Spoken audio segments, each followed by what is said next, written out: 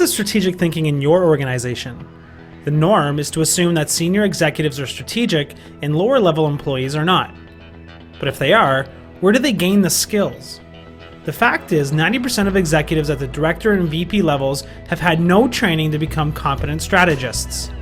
In his book, Deep Dive, Rich Horwath reveals the truth about strategic thinking and provides us with a 3-step guide to increasing our skill and becoming one of the top 10%. Horwath starts with this definition. Strategic thinking is the generation and application of business insights on a continual basis to achieve competitive advantage. But we already participate in strategic planning, I hear you say. Okay, but how often? Probably only once a year, stuck in a closed room with other executives, I imagine. Horwath suggests that strategic thinking should be part of our daily activities, not a once-a-year burden. In that way, we're continually looking for insights and exploring opportunities. Lesson 1. The 4 types of managers. Throughout Deep Dive, Horwath uses parallels with ocean diving.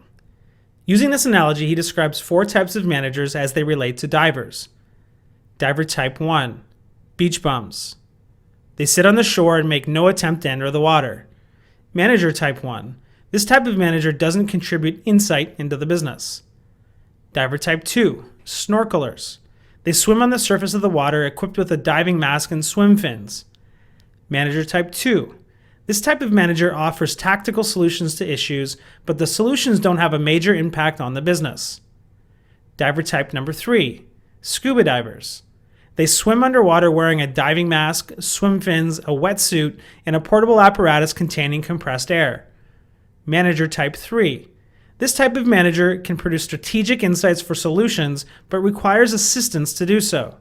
Because they generate insights only when heavily equipped, the insights are infrequent and tend to occur only in a specifically arranged meeting. Diver type 4. Free divers. They dive underwater without the assistance of a portable breathing apparatus in an attempt to attain great depths. Manager type 4. These managers use a portfolio of questions, frameworks, and models to guide their thinking. They call on the appropriate tool and combine it with the right data to continually generate insights that transform the business. They are strategic thinkers. Lesson 2. Strategy. What it is not and what it is. Because 90% of executives have little training in strategy, there are a number of different interpretations of what strategy actually is. To understand its true meaning, Horwath suggests we first consider what it is not. Misinterpretation 1. Strategy is not aspiration. It is not goals, not objective, nor vision. Being the best in the world is not a strategy. Too often, strategy is mistaken for aspiration. The what you're trying to achieve, whether it be a goal, an objective, or a long-term vision, should never be confused with how you will achieve it, which is the strategy. Misinterpretation 2. Strategy is not the application of best practice.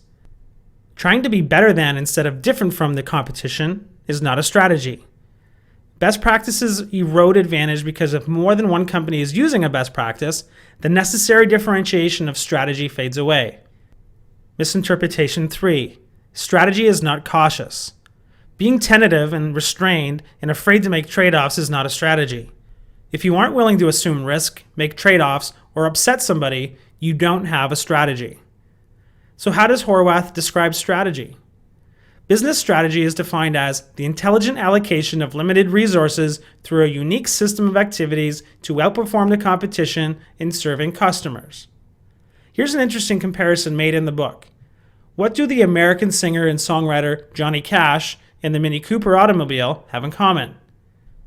Johnny Cash didn't have the best singing voice of his era, and the Mini Cooper isn't the highest performance automobile on the market. They have both been remarkably successful, however, not because they were better, but because they were different from their competition in ways their core customers valued. Lesson 3. Competitive considerations. Horwath suggests there are 3 competitive lenses that good leaders factor into their strategic thinking and planning. 1. Industrial. 2. Organizational. And 3. Individual. The industrial lens is the one we're most familiar with.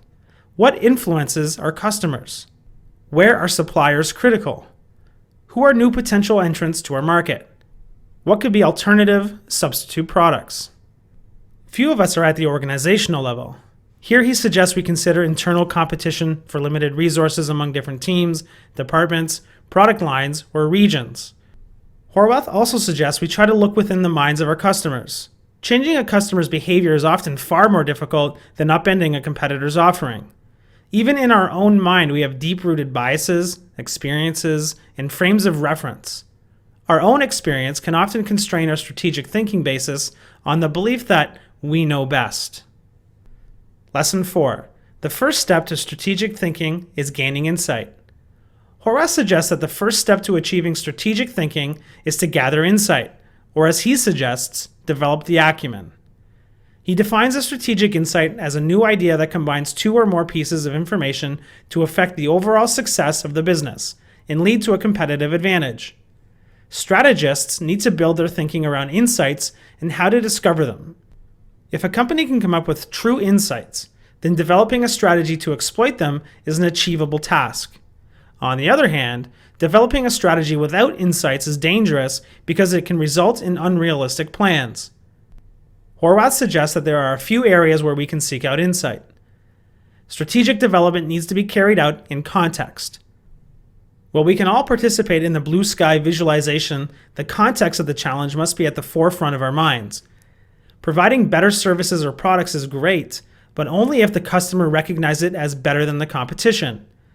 The goal is to find changes in the context of the business and use the resulting insights to exploit opportunities. Horwath also suggests that we use customers as an insight source. Get out of your corner office and go see the customer in their native habitat. Japanese philosophers would call this genchi gubunsu, go and see. Customers may not be able to express their desires, but their behaviors often provide the key insights that uncover them. A third source of insight comes from questions. Questions stimulate thinking in new ways by posing mental barriers that make us stop and evaluate. Horwath's approach is simply this: sleep on it. He suggests we first prepare our mind by gathering information relative to the issue. Give it some thought, then let it incubate in our subconscious. Dream yourself to strategic success. Lesson 5. The second step: allocating wisely. Horwath's second stage to strategic thinking is allocation. Resource allocation is at the core of strategy. Discussions of strategy effectively boil down to how to allocate limited resources to maximum business potential. There are three types of resources within any business: tangible, physical assets and financial resources; intangible, culture, brand, and reputation; and human, knowledge, competencies, and skills. Most businesses within lesser strategic thinking tend to focus on tangible resources, those that can be counted, but much greater value is held within the intangible. While people are your biggest asset, they are also your biggest liability if you don't capture and use their tacit knowledge. Horwath suggests that in order for resources to be a key component in your successful strategy, 4 criteria need to be met. Replication difficulty. The resource must be hard to copy. Value generation. The resource must increase value for the customer. Sustainability. The resource is plentiful enough to be used repeatedly. Lack of substitutes. The resource cannot be readily substituted by another resource that performs a similar function. The key to effectively allocating resources lies in our ability and willingness to make trade-offs. Making trade-offs is one of the most difficult tasks for managers, and we rarely make them. Instead, we try to hedge our bets and try to be everything to everyone. Horwath suggests we would be better off trying to be like eBay.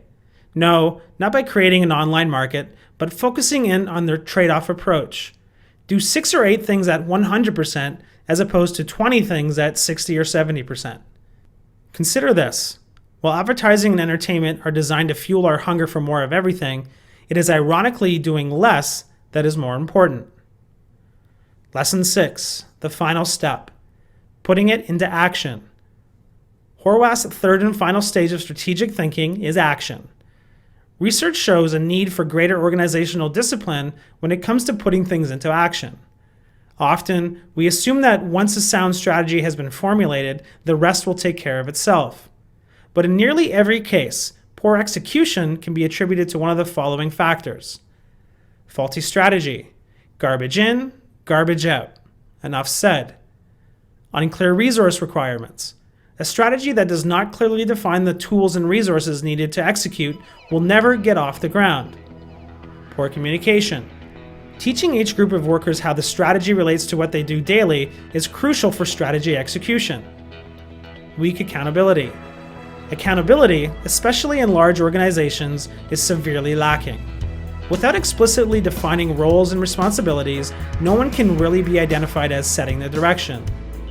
Putting things into action requires a plan to support the strategy, and it is worth clarifying the difference between goals and strategies and between objectives and tactics. Goals and objectives are what is to be accomplished. Strategies and tactics are how the goals and objectives will be accomplished. So there you have it.